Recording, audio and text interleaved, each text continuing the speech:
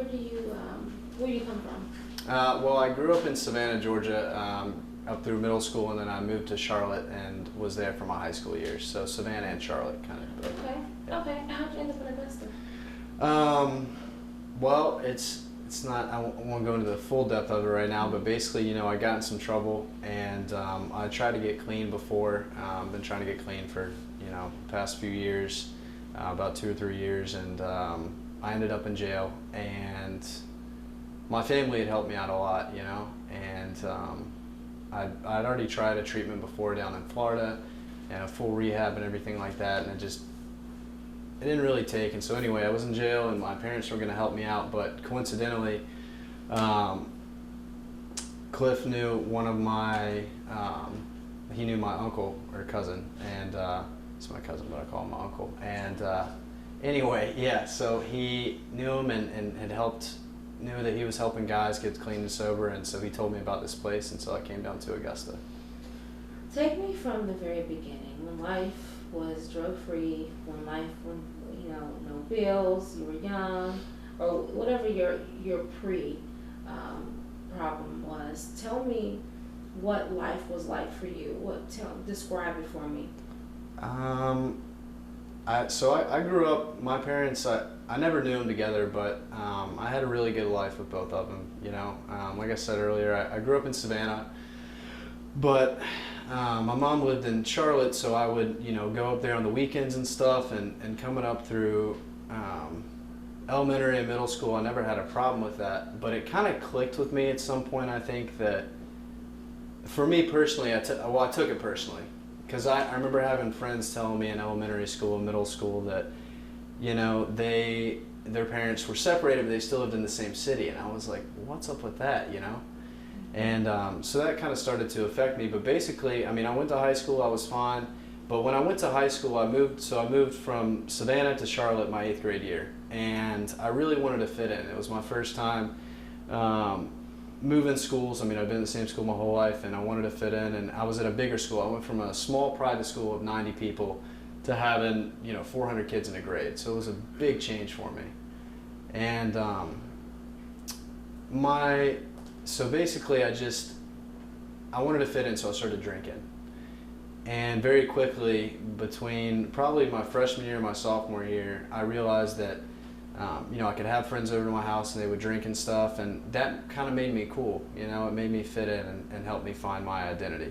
I did know that if I was drinking, that I knew that I had a problem. I was drinking too much. I was always able to do well in school still, though. I made pretty much A's and B's throughout high school without really having to try, and I was just blessed that way, And but I knew that if I went into that, if I kept going through that, and sorry, I don't want to go off topic, but I knew if I kept going down that road and I went to college, that I would fail out of college, because I knew I couldn't handle it in college. I knew I couldn't just skate by. It'd be a little bit more work, And so what I did was I joined the Marine Corps and went into there, and that's kind of where everything really started. So, yeah. When do you think tell me the first time you tried a drug? A drug or alcohol? I consider alcohol a drug, but the first time I tried alcohol, I think I was 14. The first time I tried a drug, I was 19, because it was right when I had gone reserve. I had 2 years active and then 4-year reserve. So it was right when I got reserve. I wasn't active duty anymore. I wasn't getting drug tested anymore, and it started out as just pot. But I was working for a staffing company, actually. It's called Trace Staffing. And anyway, working for this company, I had these meetings with all these big people, and I always loved talking to people, especially like on a one-on-one level. But the big thing for me with these meetings was I was under a lot of pressure, and I was drinking every night and going out to these clubs and stuff, and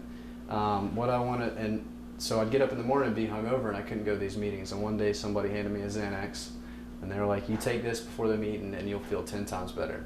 So that's what I did, and I nailed the sale, nailed the meeting, and I loved it. I was hooked on the feeling immediately. Nailed the meeting? Yeah. So you failed life at that point afterwards? Yes, yeah. It was, it just continued to go down from there. So. So it was pot, it was the Xanax, you were already drinking. Do you think that contributed to some type of problem? 100%, yeah. Like I said, I knew earlier on that I had a problem with drinking, and that was a drinking problem. What I realized is that if you make enough money, it's somewhat still socially acceptable. You know, you can go home and drink a 6-pack a night and nobody bats an eye, or a 12-pack or whatever. As long as you make it to work, it's not a big deal. And for me, like I said, I was always gifted with being able to somehow skate by on you know, I could get enough sales to generate where it looked like I was still working, stuff like that. And in school I could do well enough, but once I added the Xanax to the mix, and it kind of went down from there.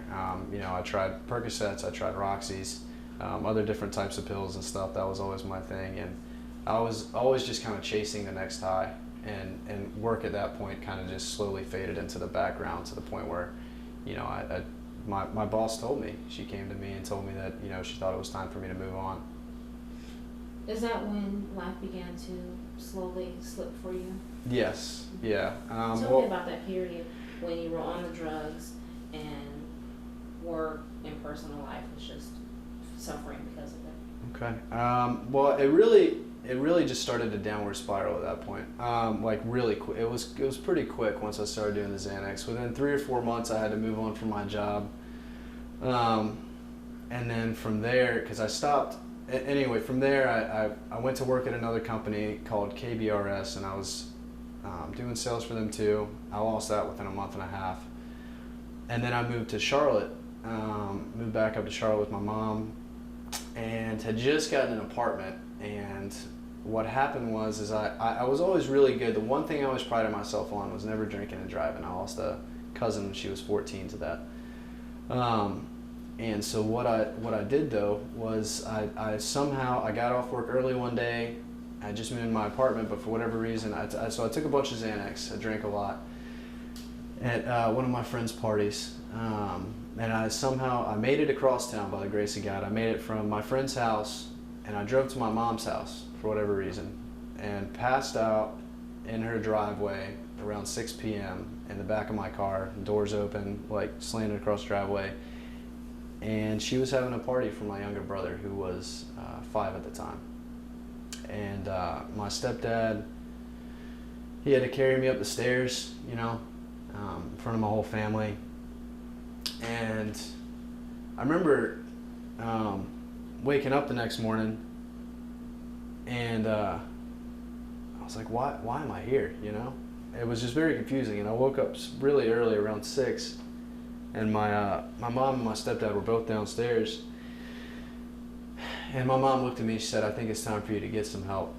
I had a cousin who was addicted to heroin, and he had been through treatment and been sober for about 4 years at that point. I had another friend who had gone to treatment down in Florida.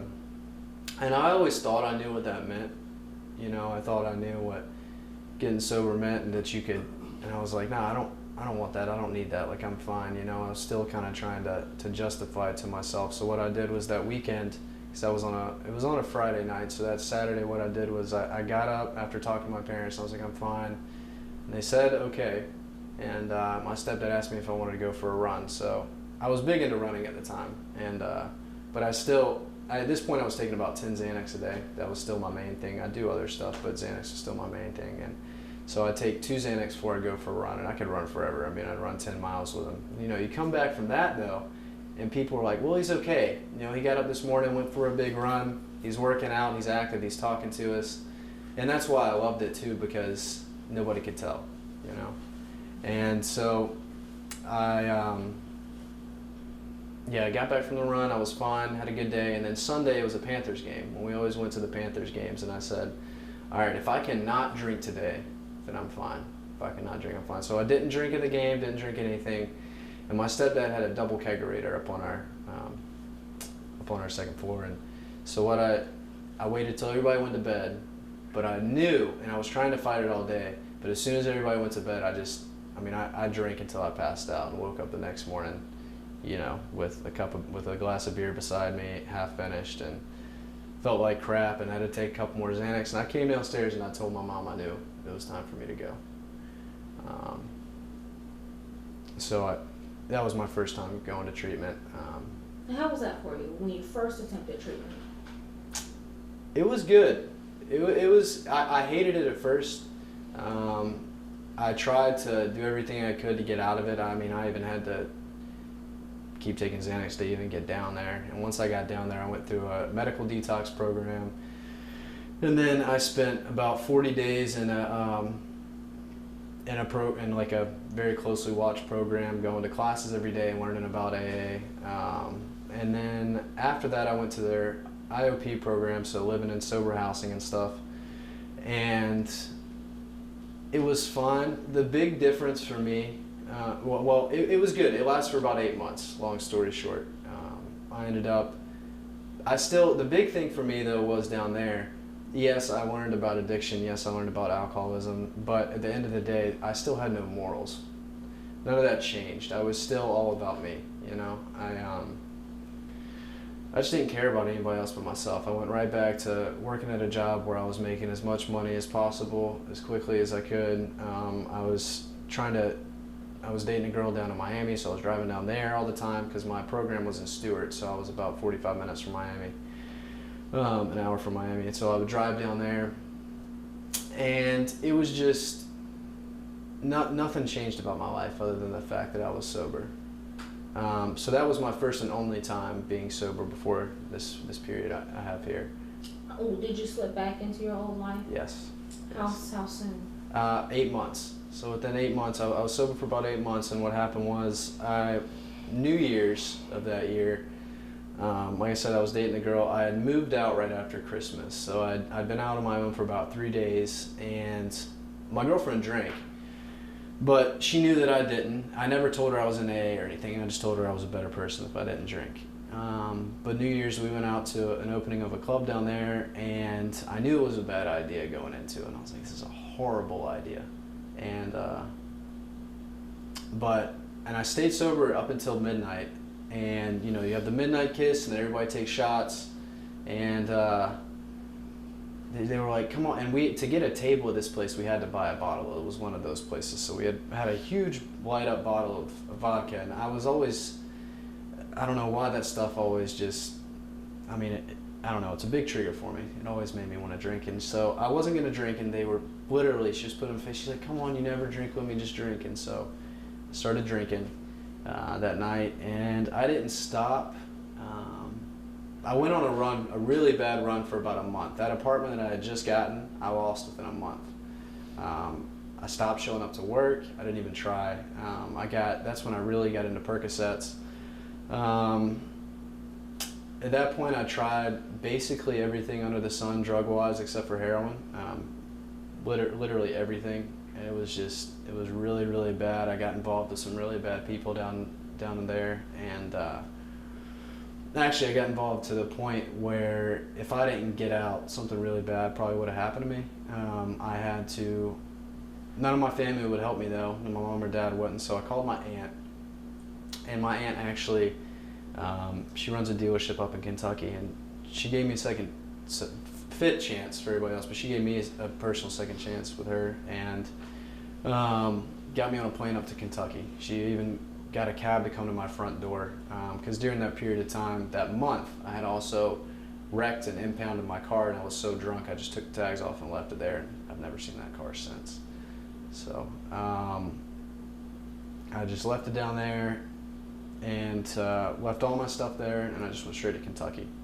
I was sober with my aunt. I wasn't working a program or anything, but I was sober up there for about 2 or 3 months, and I went down to Charlotte once again on Easter with my mother, and I was involved with a girl that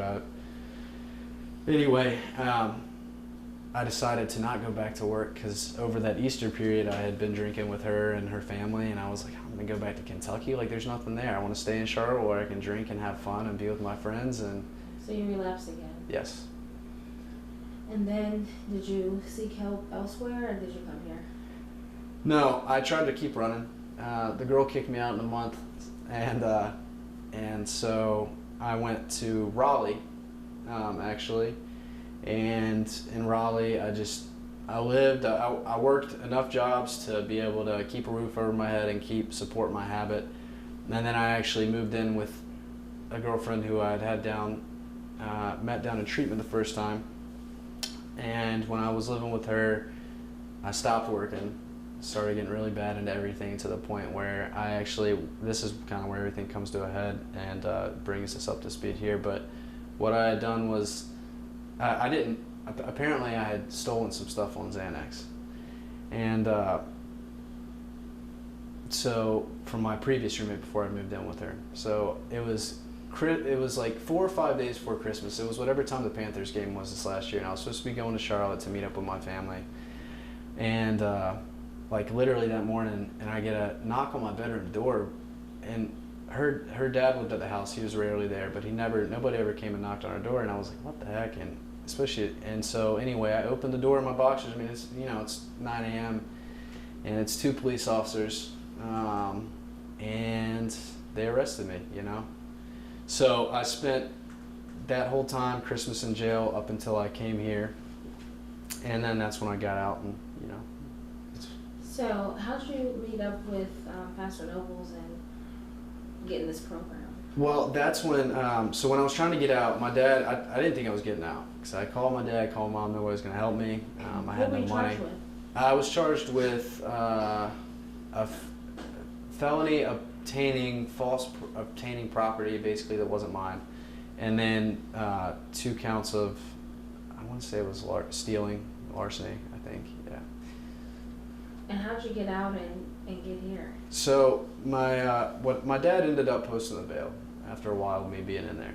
And then what he did was he gave me 2 options. He said, you can go back down to Florida, but you're going to get absolutely no help. He said, or your cousin knows somebody who's running a men's house right now in Augusta. And he's like, and the difference is one of them is Christian and one of them's not. And my dad used to be a youth pastor and has always tried to instill those values into me. He's one of the best men I know, and especially for putting up with me all these years. And I had been running for God. I hated God. I wanted nothing to do with him. I wanted nothing to do with religion at all. Where did that come from? From a misguided perspective that you can't have fun in life when you're a Christian, I think. Like I said, I grew up in Savannah, and I'll touch that real quick. When I was down there, my dad really, he sheltered us, but in a good way. Like, he let us have fun, but my dad, he's never drank, he's never smoked. He didn't understand that side of life. And when I moved in with my mom, I went from having what I thought was no freedom to total freedom, being able to do whatever I wanted. And, they both thought they were doing the right thing, but at the end of the day, I just thought I could have more fun living in the world without God. I didn't think I needed him. And then you came to a Christian, yes, Christian rehabilitation place. Obviously, you chose this path. Why? On the way down here, between me and my dad talking, we had about 4 hours in the car, and something hit me. I don't know if it was. I think I know now it was God, but I just cried for like 4 hours. I'd been so pent up between jail and trying to make ends meet on my own and support my habit, and years and years and years of running from God. Something just broke, and I felt him like hug me and tell me like it's gonna be okay, but you gotta listen to me, And so I did. I told my dad, I said, yeah, let's go to Augusta, and I came here. And when I got here, now it took me about 4 days to really start. As soon as I got here, the guys came up to the door, and I felt welcome, but I still was fighting God, And then within about 4 days of this happening, of me trying to fight him and go back and forth, one of the guys that was at the house came up and read this verse to me about the story of Nicodemus. And Nicodemus, this guy in the Bible that knew everything. He knew absolutely everything. And he was this big teacher and kept asking Jesus all these questions. And that was kind of the way I was, being raised in church. And I thought I knew everything about the Bible. And I was making an informed decision to say no to God. And so in that story of Nicodemus, and Jesus says, he said, if you're not gonna accept me for who I am, why would I even try to tell you the spirit, the things of the spirit, the things that you can't see, if you can't see what's plain as day in front of you, And at that moment, I broke down into tears and hit the ground, and my whole life has been changed since then. Tell me a few things that you've learned here so far. That accountability is not a bad thing. Having people you can rely on is definitely something that I always thought I had people I could rely on, but finding true friends, true people that'll be there for you no matter what, it can be 12 o'clock at night. I went home a few months ago and had an incident where I wanted to use, it came back, and that overwhelming feeling almost, and I was able to call my sponsor, and who's in the network here, and even though it was almost midnight, he picked up the phone and talked me through it, and so that's a huge thing. Being able to, have a good work ethic. We all have to work here, and getting back into that mindset. I was a Marine, but I got out of that mindset so quickly once I got into using and being able to get what I wanted when I wanted it, So being pushed to get up in the morning. Now I've been doing landscaping for the past 6 months and helped get me back in 5 or 6 months and helped get me back in that good work ethic and in a good routine. And really just being honest, because that's what it's all about. If you can't be honest with yourself or anybody else, then you're not going to last. What's next for you? Well, I want to stay here and help the program as much as I can. These guys have all done a lot for me, and I want to be able to help them out. But in addition to that, personally, I actually hopefully start a new job here soon. The landscaping was great, got me back on my feet, but I've been offered a few different positions and just trying to find my way from this point and stay in Augusta. What's going to stop you from picking up that drink or that cigarette with pie or that Xanax pill? That's a good question. Really just, like I said, the honesty thing's the biggest part for me. Not just with other people, but with myself and with God are the two main things.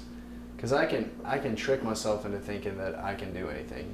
That's what got me before is I can have one drink. I can smoke one joint. As long as I don't do the hard stuff, I'll be fine. In 5 years I can do it. As long as I stay one day at a time, and sometimes it's even less than that. Some days it's 30 minutes at a time or 1 minute at a time, but as long as I keep that mindset and I remember what God's done for me and the people that He's put in my life, I think that at the end of the day I'll be able to stay sober. Is there something that you do to stop your flesh? Is there something that you say to yourself? Is there a scripture that stops you from getting something to drink or popping a Xanax pill? Is there something that you can tangibly hold on to, or a phone call or anything? Yeah, calling the sponsors, calling the network, but aside from that, really, there's not like a specific, some people have specific verses. For me, it's just getting in the Bible. As soon as I get in the Bible, it takes me out of myself, because it puts me back in that mindset of, this guy put this whole book together for me, His whole plan, it's just crazy to think about, just how far I've come, how far He's brought me in 6 months. It's really unbelievable. And so just being able to do that and have a constant reminder of Him there every day is what keeps me sober. So you've been here for 6 months Mm-hmm. in the program. And how long would you say? You said you're 24. Yes. So, and you started at 19? Well, I really started drinking around 15, 16. Okay. Yeah, it was like my freshman year of high school. Okay. Yep. So this has taken almost 10 years of your life. Yes. Yep. And how's your relationship with your family? It's getting there. Any regrets in that decade of? Many regrets. There was a lot. There was one Christmas in particular, even a few years back, I was so bad, I literally slept outside of my mother's house for Christmas, because that's how drunk and belligerent I was. You know, my brother, I've got 6 younger brothers and a sister, and they all, you know, I'm supposed to be the older brother, and they all saw me go through this, you know, they all saw me do this stuff. And up until the past 4 or 5 years, my biggest regret is that I was able to make it look cool. I was able to make it look doable.